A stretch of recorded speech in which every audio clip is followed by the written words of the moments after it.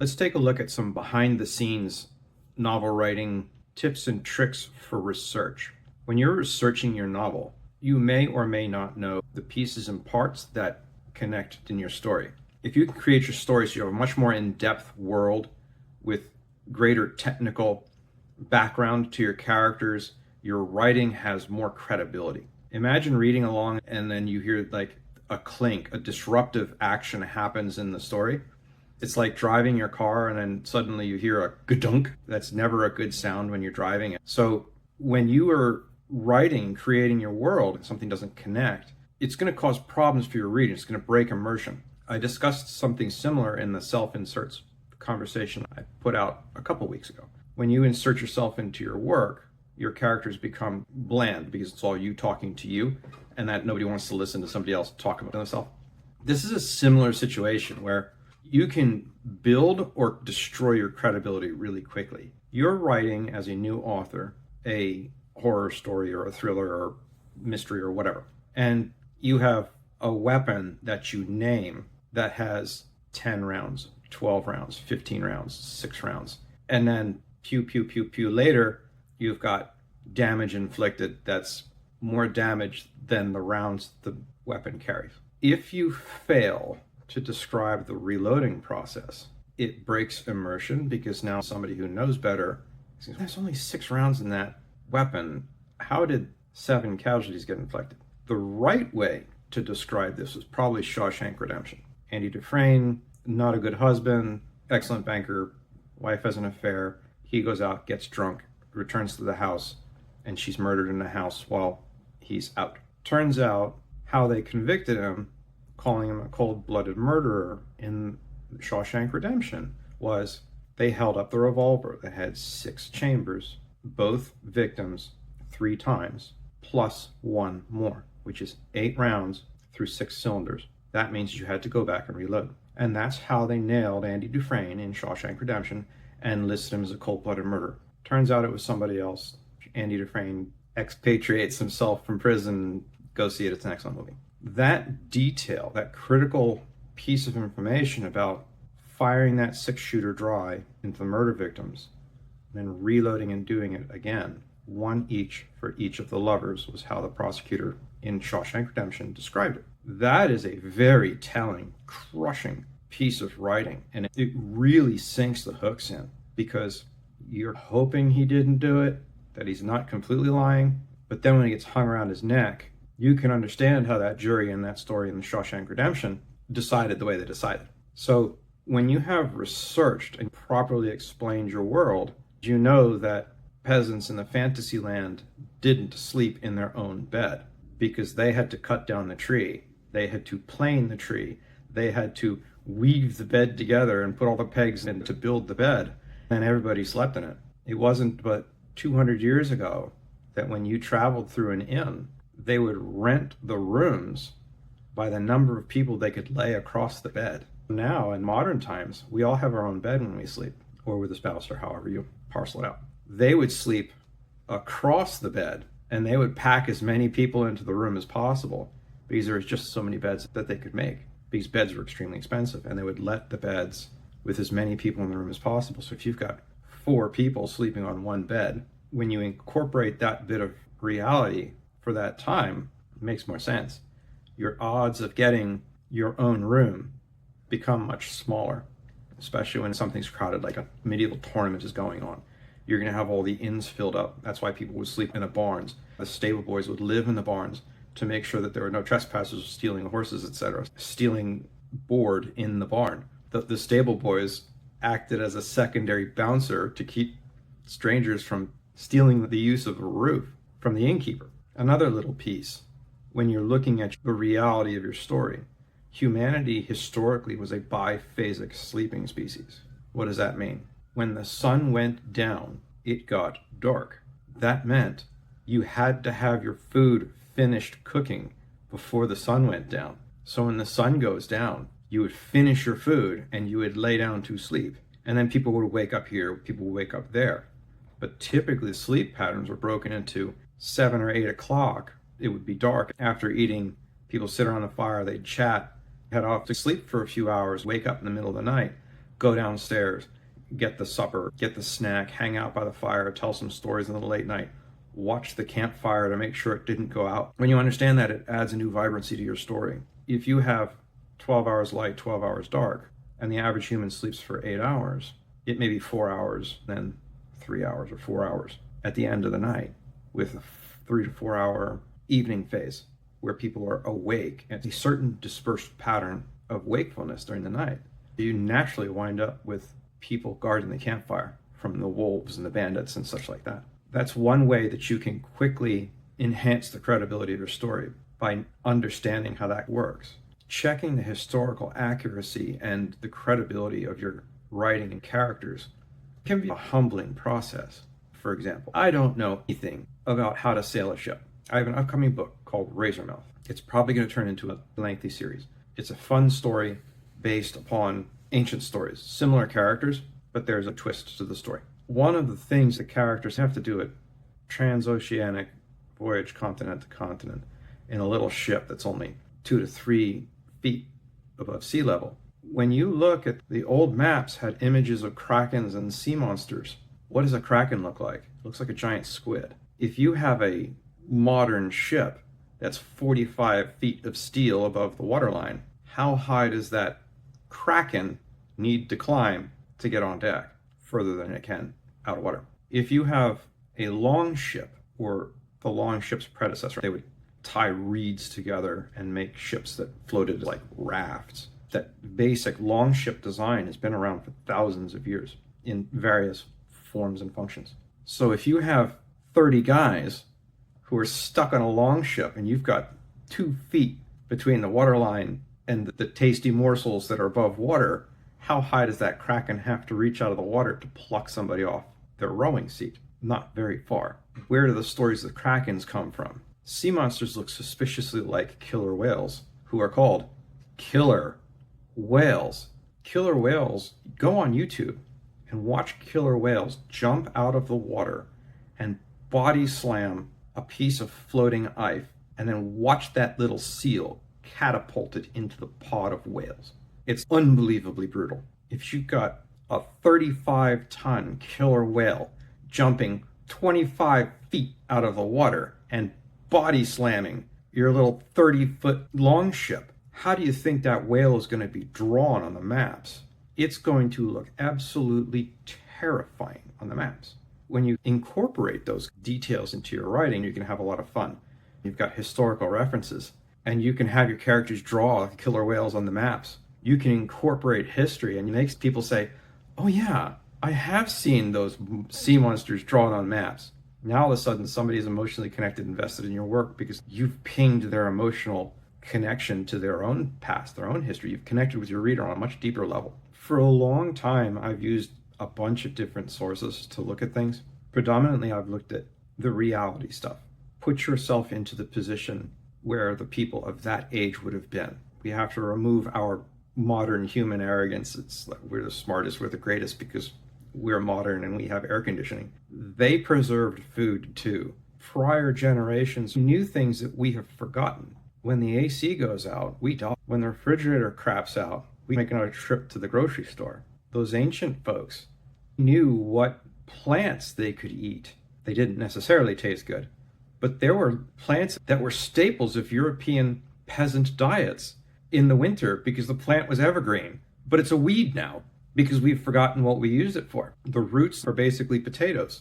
One of the really fun places I've started looking for historical references is like the YouTube anthropological channels.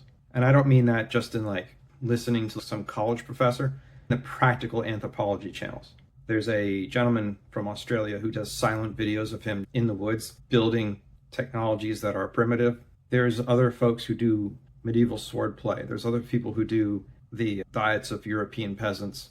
Those skills and those knowledge and the awareness of those plants is very old. It's information, it's technology that we have forgotten. When we can incorporate that kind of added detail, especially into our historical stuff, it becomes much more relevant. By the flip side, if we're looking into the future and we're looking into a science fiction or a thriller in more of the modern times, if we have an action thriller where we're getting chased through the alley by a gang of people who want to use us to sacrifice us to the zombies or whatever. When we understand what it feels like to be punched in the face, when we describe that flashing pain of somebody punching you in the face, that adds credibility. When you can describe how it feels when somebody throws that haymaker and you throw your elbow up to block it and you can step in and defend yourself, that adds to your credibility. Jack Carr does a fantastic job of describing the weapons he's using. He's used a Navy SEAL. Because he was a SEAL, he's used these weapons. He describes the recoil. He runs through the reloads.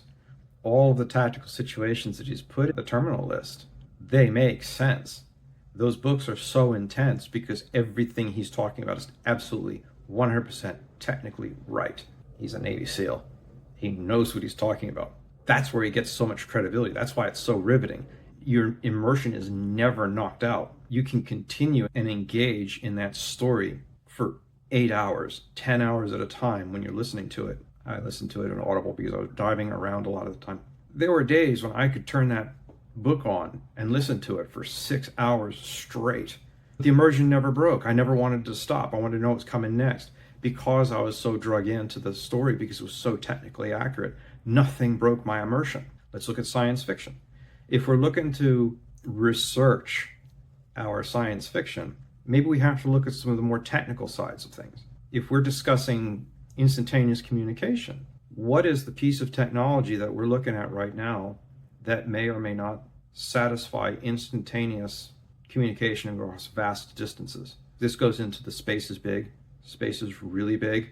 We are hampered by the speed of light because as soon as you start getting distance covered by years of light traveling, your messages are super old by the time they arrive. If you can crack that code using modern research into quantum entanglements, you've got vastly more information that you can play with. You've got a much tighter knit group. Imagine being a spacefaring race that can only communicate at the speed of light. As your units are thousands of kilometers apart, you have latency between your units.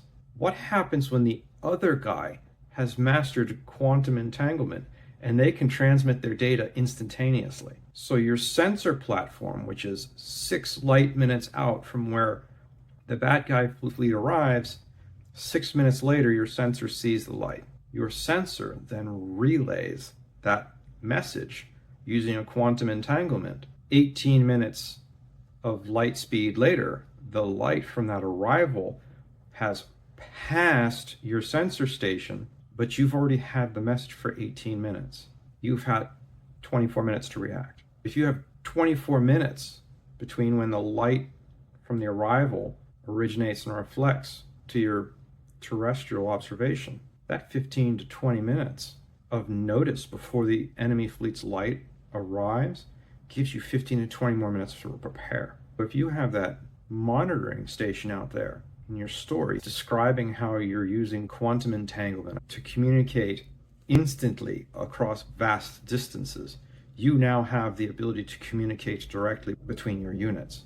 There's issues with that because the entanglement piece is one way. It's Morse code over telegraph. You'd have to figure out how to shoehorn that technology in, point-to-point communication, maybe 1, maybe 2 communicators per ship. And then there's a network of localized with a mothership carrying the main transmitter that everybody has to protect it. Maybe you end up with problems because your mothership gets knocked out and you have no ability to quantum communicate with your base and you can't call for reinforcements or something like that. You can have all kinds of fun with it. It comes from reading the science reports and tech channels and looking at the new technologies that are coming out and what people are developing. When you get into your books and your stories and you're looking into the future, modern times, we are currently releasing and developing self-driving vehicles. What happens when you have self-driving vehicles and business and the world begins to realize, hey, not everybody has to show up at work at the same time.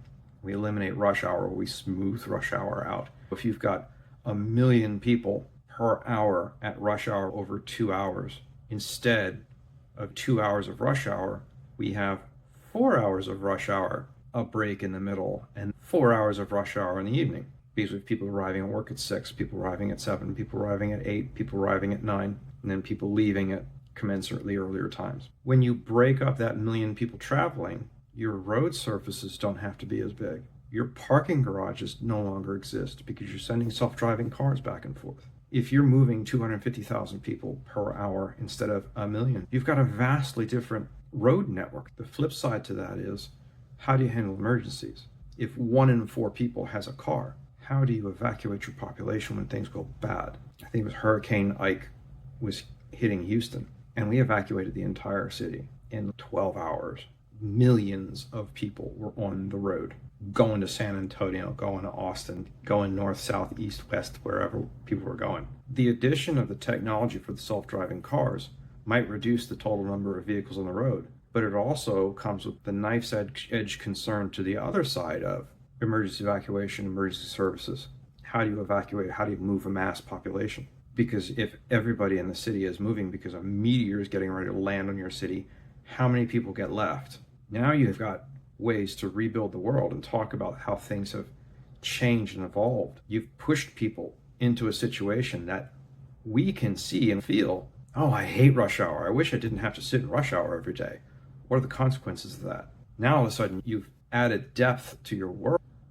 Doesn't necessarily make things difficult. It does make things deeper. I think that my favorite places to look for ideas and research right now are probably videos, the YouTube for the most part, especially the channels that teach you something. The medieval history, the swords and shields, some of the weapons channels, like modern weapons, not so much. I have a pretty good grasp of those. Looking at the historical stuff, looking at the anthropological stuff helps a lot. You can find pieces and parts about almost every era. Some eras are vastly more popular than others, but you can find and you can extrapolate how things connected. When you watch a guy in the middle of the Australian rainforest making mud bricks, a hut, and then a forge pulling metal out of mud, that's pretty cool.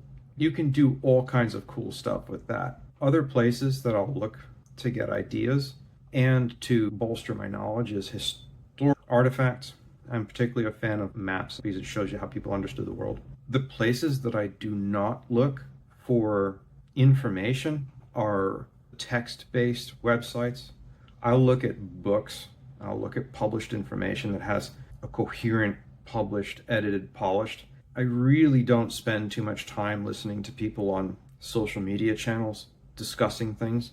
There's a bunch of people who don't know what they're talking about on the internet. They just have a keyboard and an opinion, and the opinion may not match reality. Typically, I avoid sources that are forum-based. I look for experts. And the reason I'm favoring videos so much is because if I can watch someone do it and I can watch them build something, I know what they're doing works. The research that I've done through the videos, various books, and reading the different mysteries and legends and histories has shaped my stories positively because it allows me to tell a much more coherent tale. When I don't know what I am talking about, it breaks the suspension of disbelief and it knocks me out of the story.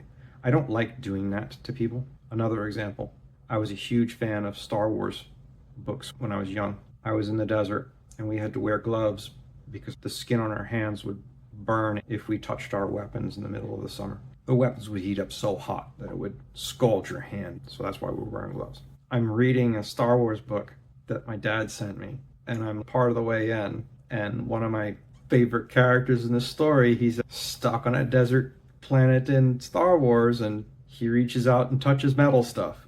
I closed the book, I put it down, and I didn't open it the rest of the year because it was such bullshit, and I knew that it wasn't researched. It knocked me right out of the story. I finished reading the story when I came home and knocked the sand off myself, but getting past that part was difficult because I was experiencing something different than how the author had crafted the story. The author was saying stuff like, oh, the desert's 90 degrees and everybody's dying of heat stroke. I'm in 140-degree temperatures. When you have better research, when you have more attachment to the culture and the people who are in that era, and I mean in that era to the past and in that era to the future. When you have a firm grasp of how those people in that era would logically and practically exist, you can tell a much more coherent story. Have a wonderful week.